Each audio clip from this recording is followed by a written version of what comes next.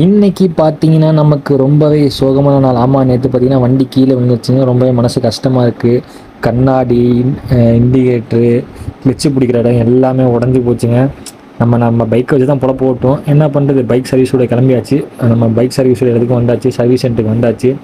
அப்புறம் நமக்கு எங்கெங்கே என்னென்ன ப்ராப்ளம் ஆச்சு வண்டியில் அப்படின்னு சொல்லி கம்ப்ளைண்ட்டை சொல்லியாச்சு. அவங்க கொஞ்சம் நேரம் உள்ளே வெயிட் பண்ணுங்க சார்னு சொன்னாங்க. அப்புறம் வெயிட் பண்ணிட்டு அதை வந்தாச்சு வெளியே. வண்டி சர்வீஸ் விட்டு நீங்கள் நாளைக்கு சாயந்தரம் இல்லை நாளைக்கு காலையில் நாளைக்கு மதியத்துக்கு மேலே எடுத்துக்கலாம் சார்னு சொல்லிட்டாங்க. ரொம்ப சேடாக வெளியே வந்துட்டாங்க. அப்புறம் வந்தாச்சு. நம்ம பஸ்ஸில் போக மாட்டோம், ஏன்னா அந்த பஸ்ஸு வந்து ரொம்ப ரேர் இந்த சைடு, தில்லைநகர்லேருந்து சத்திரம் போகிறதுக்கு. அதனால் நான் லிஃப்ட் கேட்கலான்னு சொல்லி லிஃப்ட் கேட்க ஆரம்பிச்சாச்சு.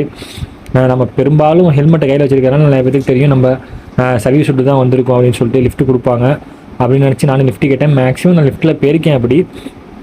அதனால் சரி நம்ம இதே லிஃப்ட்டு கொடுத்து லிஃப்ட்லேயே ட்ரை பண்ணணும்னு சொல்லிட்டு நம்ம லிஃப்ட் கேட்டேன். ஃபஸ்ட் டைம் R15 வந்து லிஃப்ட்டு கேட்டு ஏறினது இதான் ஃபஸ்ட் டைம். R15 ஏறினது ஃபஸ்ட் டைம் தாங்க. நீங்கள் சொன்னால் நம்ப மாட்டீங்க, எனக்கு அவ்வளோ சந்தோஷம் தெரியுங்களா. ஏன்னா நான் R15 நான் போகிறேன் அப்படின்னு சொல்லிட்டு ஃபஸ்ட் டைம் R15 பைக்கில் உட்காந்துட்டு பின்னாடி உட்காந்து